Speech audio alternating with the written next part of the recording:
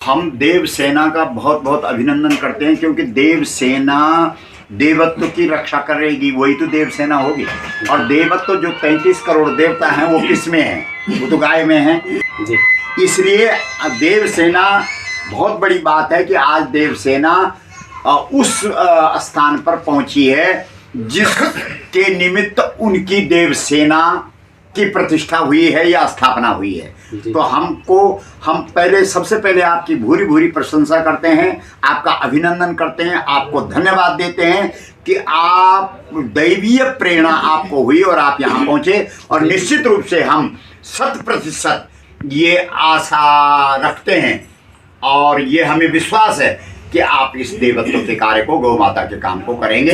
और पहाड़ की, जहाँ तक पहाड़ की उत्तराखंड की बात है, पहाड़ की 2 ध्यान है, एक गौ है और एक गंगा है। और आज पहाड़ के लोग दोनों ध्यानों को ध्यान रखना भूल गए हैं। इसलिए हम पूरे देश के अंदर जहाँ जहाँ पहाड़ियों से बात करते हैं, हम कहते हैं तुम तो अपने ध्यान को भूल गए।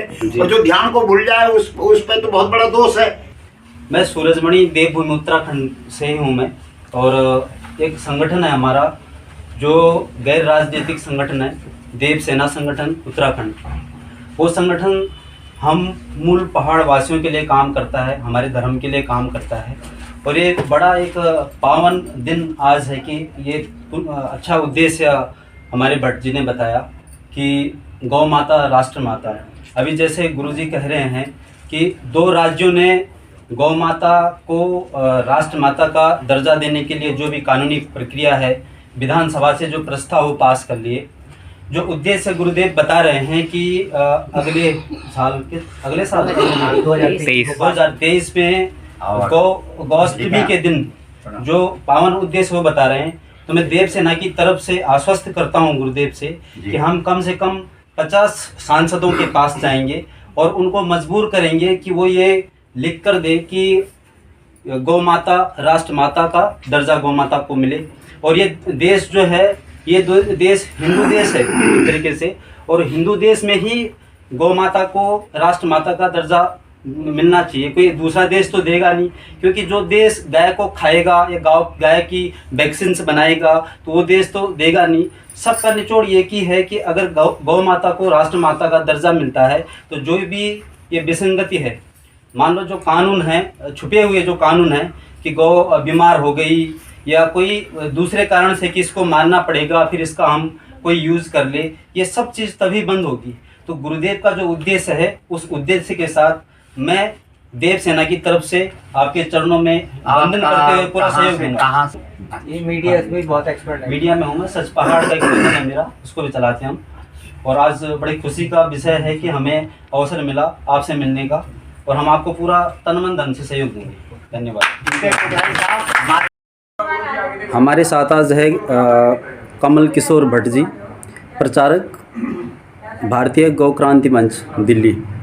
भट्ट जी, गौ माता राष्ट्र माता, इस अभियान में जैसे कि अभी गुरुजी ने कहा कि काफ़ी कुछ प्रयास हो रहे हैं, आप किस दृष्टि से देखते हैं? नमस्कार, मेरा नाम कमल किशोर भट्ट है। मैं प्रचारक भारतीय गौ क्रांति मंच दिल्ली प्रदेश का मैं प्रचारक भी हूँ जी। और मैं आपको ये बताना चाहूँगा, सन 2013 से आस्था चैनल से गुरु जी की हमारी मुलाकात हुई जी। और कि भारत की जो मूल गाय है कि गौ माता को राष्ट्रमाता का संवैधानिक सम्मान मिले, इस कार्य में हम लग गए हैं। और मैं देव सेना का मैं दिल की गहराइयों से धन्यवाद, आभार व्यक्त करता हूँ कि एक ही आवाज़ में रात के समय आपकी बात हुई थी, आप यहाँ पे आए और इस देव कार्य के लिए देव सेना का हम समर्थन चाहेंगे कि भाई एकजुट एकमुट होके हम इस माँ को सम्मान दिलाएं। मोहन सिंह नेगी जी से भी पूछता हूँ कि आज आप केंद्रीय कार्यालय आए हैं, आप किस उद्देश्य से आए और क्या प्रयोजन था आपका? प्रयोजन तो मेन वही था कि मतलब गौ माता के प्रति आस्था जी, और जो कि अगर हम लोग गौ माता को कुछ मतलब एक राष्ट्र माता का दर्जा मिल जाए जी, तो उस चीज़ के लिए अगर ये मतलब धीरे एक प्रयास मतलब सफल हो जाए तो मतलब हमारे लिए उससे बड़ी बात कुछ है नहीं। जैसे कि श्रद्धेय गुरुजी भी बोल रहे थे कि 2 राज्यों में तो कानून लगभग बन चुका है, और अन्य राज्यों में भी आपका क्या प्रयास रहेगा एक संगठन के तौर पे? एक संगठन के तौर पे अन्य राज्यों में भी हम पूरी कोशिश करेंगे, अपने राष्ट्रीय अध्यक्ष जी से बात करेंगे, रविंद्र देशवाल जी से, कि इस चीज़ को एक मतलब क्रांति के रूप में लाके और एक मतलब जल्दी से जल्दी 2023 तक, जैसे कि गुरु जी ने कहा, गोपाष्टमी के दिन मतलब भारत सरकार से कोशिश रहेगी कि मतलब राष्ट्रमाता का दर्जा गौ माता को मिल जाए।